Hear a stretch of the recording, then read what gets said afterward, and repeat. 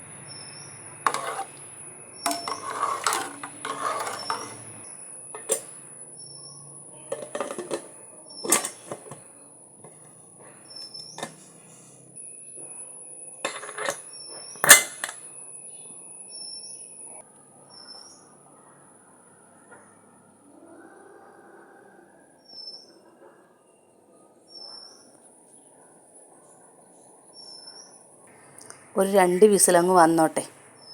1 whistle മതി. പക്ഷെ എനിക്ക് ചെറിയ മക്കളാണ്, ചെറിയ കുഞ്ഞ്.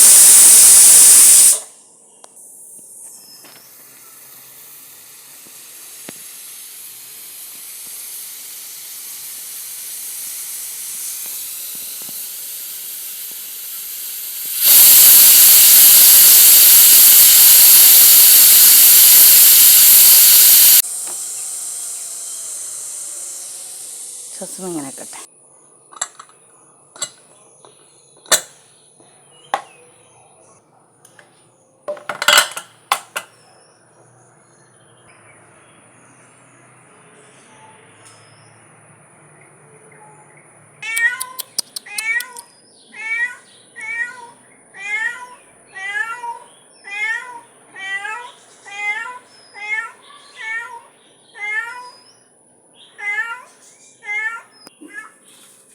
നെയ്ച്ചോറിൻ്റെ മണടിച്ചതും ചിങ്കിരിപ്പൂച്ച വന്നു.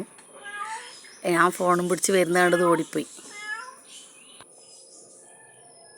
നല്ല സൂപ്പർ റൈസായിട്ട് കിട്ടിയിട്ടുണ്ട്. കൊട്ടും കുഴഞ്ഞു പോയിട്ടൊന്നുമില്ല. ചെറുനാരങ്ങ നീര് ആക്കിയിട്ടുണ്ടായിനി, അത് പറയാൻ മറന്നുപോയി. നല്ല സൂപ്പർ റൈസായിട്ട് കിട്ടിയിട്ടുണ്ട്. ഒരു പാത്രത്തിലേക്ക് തട്ടിയെടുക്കാം. ആവിയൂറും നെയ്ച്ചോറ് തയ്യാർ. ഇനി എൻ്റെ മക്കൾക്ക് കൊടുക്കട്ടെ. കച്ചമ്പർ ഉണ്ടാക്കിയിട്ടുണ്ട്. പക്ഷെങ്കിൽ ഉണ്ടാക്കാൻ മുറിച്ച് വെച്ചതിലൊരു സമയമില്ല. മക്കൾ എഴുന്നേറ്റു. ഞാൻ അവരെ കാര്യങ്ങളെല്ലാം നോക്കണം. ഓക്കേ.